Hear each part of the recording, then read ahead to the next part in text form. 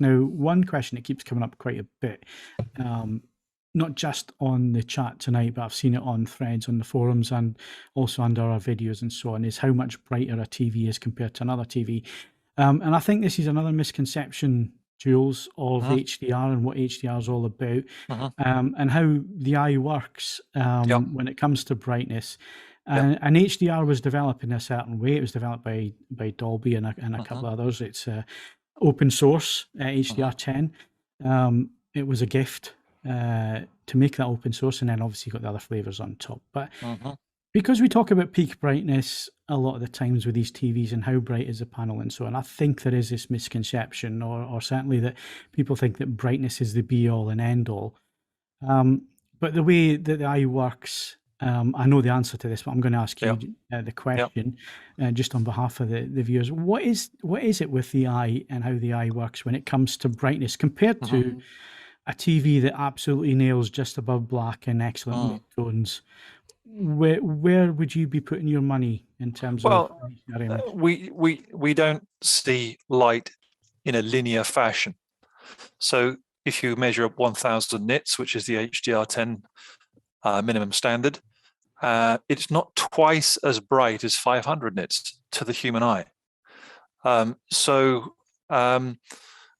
People are thinking like, well, this TV is 900 nits peak brightness, and that's only 800, and it sounds a lot, but actually it's not. You don't see that huge amount, and of course, most of that extra range over SDR is for specular highlights.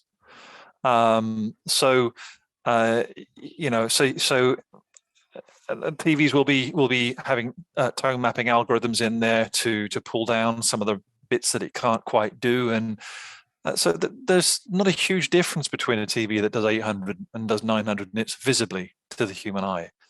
So I think, as AV geeks, we use a lot of hyperbole. You used the words earlier, this TV murders that TV.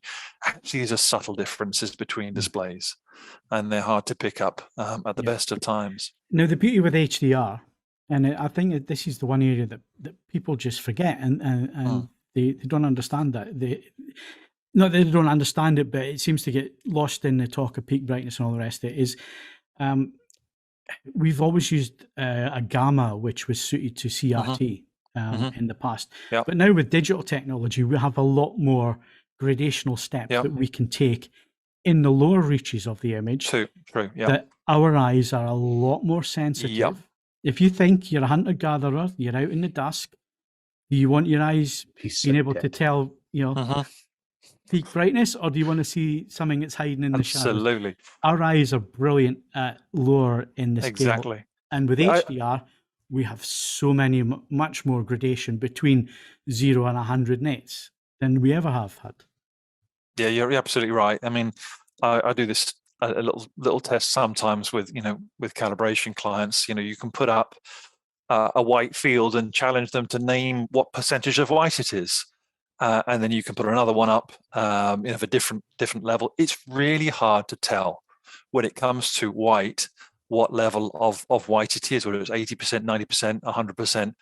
Give them black, and they can tell that's black. Give them gray, that's not black. It's a lot easier to see, especially when your eyes have been adjusted in a dark room. What happens when you switch the light out, and instantly everything's really dark. 10 minutes later, you can see almost everything in the room.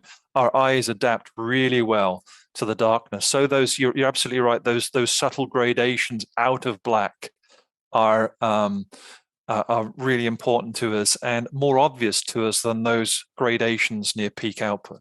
Yeah, absolutely. So again, when you're asking questions about the brightness and so on, it's an easy question to ask, but peak brightness is not the be all and end all. No. It's all about dynamic range, which is why OLED is so great, because you can have one pixel next to the other pixel. One's pure black, one's 100% white, and have that dynamic range that's there, the perceivable dynamic range. So yes, there are lots of questions, is this TV brighter than that TV? Or that TV does 980 nits, that one does 880 nits. You're not going to be able to tell the difference, people. It's more about how that TV's tone mapping, the technology behind it, the picture processing, what's it actually doing with the information that is being given, and how is that then displaying it back? It's why Dolby Vision exists. Dolby Vision exists to basically put 5 liters of liquid into a 2-liter container. That's what it's doing. That's what tone mapping is. It's trying to fit this huge dynamic range into what your TV is capable of.